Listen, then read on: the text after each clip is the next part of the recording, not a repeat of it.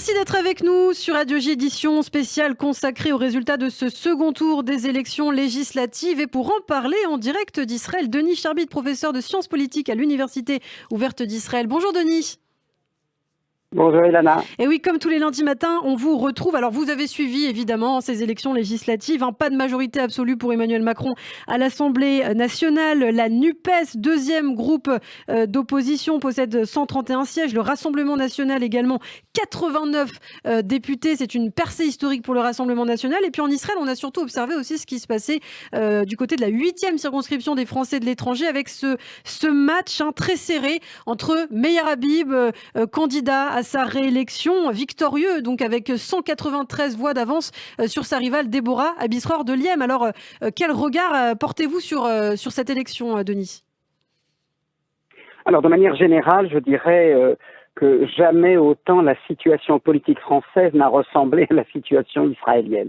C'est-à-dire que, alors avec une différence quand même, pour avoir suivi nombre de soirées électorales en Israël depuis de nombreuses années, c'est que une fois les résultats publiés, d'abord en France ils se confirment, là où en Israël on a eu parfois des hauts et des bas dans les sondages, ça c'est le premier point. Mais le deuxième point, c'est que on voit tout de suite les directeurs de campagne, les ténors des partis politiques dits d'opposition, et même les commentateurs bien sûr, commencer à constituer le nouveau gouvernement en quelque sorte, à nous dire voilà, on peut avoir une fourchette à gauche, une fourchette à droite. Et là, on voit bien que tant du côté du Rassemblement national que du côté de l'Union populaire écologique et sociale, eh bien, on voit que ils entendent bien rester dans l'opposition.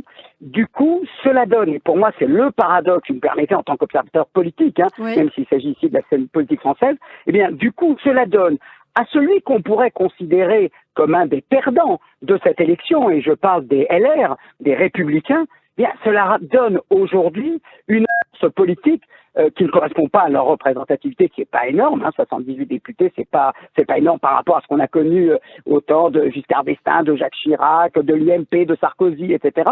Mais néanmoins, aujourd'hui, ils sont, me semble-t-il, face à l'opposition ferme et du Rassemblement national et de l'Union populaire, ils sont les candidats à former, à participer au gouvernement. Alors encore une fois, ceci près que pas un d'entre eux n'a dit que voilà, c'est la coalition naturelle qui s'impose, etc. Je ne vois pas, en tout cas, comment un gouvernement peut fonctionner, comme je l'ai entendu dire hier, sur des projets. Une fois on aura une majorité de ce côté, une fois on aura une majorité de cela. Écoutez, j'ai pas besoin de vous dire, Ilana et les auditeurs, comme il est difficile de gouverner avec 60 députés sur 120. Alors, un peu plus de 221, me semble-t-il, sur 577, ça me paraît 245 sièges pour Emmanuel Macron. Ingouvernable, comme on l'a dit souvent. Alors, pour revenir à cette élection, dans la 8e circonscription des Français de l'étranger, on a pu voir quand même une campagne très violente, des accusations de menaces, notamment contre les partisans de Meir Habib. En tout cas, c'est ce que dit Déborah Abisror de Liem, qu'elle a été menacée, non pas directement par Meir Habib, mais peut-être par ses soutiens. Comment en Israël on vit cette élection-là et cette campagne, comment on l'a vécue surtout ? J'aurais du mal à dire comment on l'a vécu. Je ne suis pas sûr que. Est-ce qu'elle est importante Est-ce qu'elle est importante? Oui, non, bien sûr que le test est important. Moi, ce que je constate, c'est deux choses. D'abord, c'est que par rapport aux rivales précédentes, Valérie Offenberg et Florence Drori, qui étaient relativement loin derrière Meir Habib, là, effectivement, on parle de 113 voix, vous avez dit, donc 1%, virgule quelque chose. C'est vrai que la réélection de Meir Habib a été aujourd'hui plus difficile. Est-ce que ça mettra de l'eau dans son vin? Je ne crois pas. D'abord parce que ça, c'est le principe même de la méthode française, puisque je compare toujours avec Israël. En France, vous avez 49,9% des voix, vous avez zéro pouvoir. Vous avez 50,1% des voix, vous avez 100% du pouvoir. Et ça, je dirais que c'est la caractéristique problématique de ce scrutin.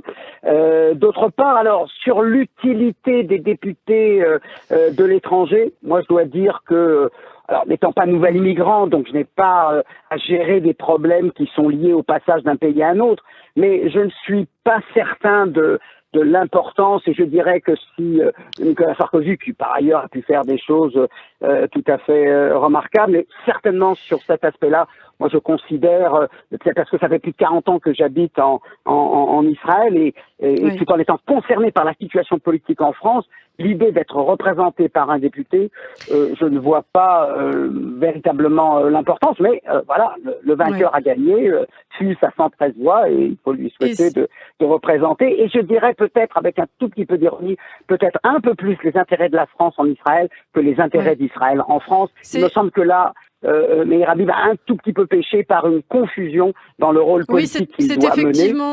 Et il y a des choses à faire pour représenter les intérêts de la France en Israël. Bien sûr, et en Israël, en Grèce, en Italie, etc. C'est ce que reproche Déborah Bissoir-Doliam, notamment à Meir Habib. Et vous êtes du même point de vue que Mickaël Darmon également, qui trouve qu'il n'y a pas de grande utilité pour ces circonscriptions de l'étranger. Alors, dans le reste de l'actualité, Denis Scherbit, c'est aussi important d'en parler. L'actualité israélienne, la menace d'une attaque iranienne qui reste très élevée en Turquie. C'est ce dont on parle en ce moment en Israël, de hauts responsables qui seraient également préoccupés, on l'apprenait hier soir, par des voyages d'Israéliens dans d'autres pays arabes.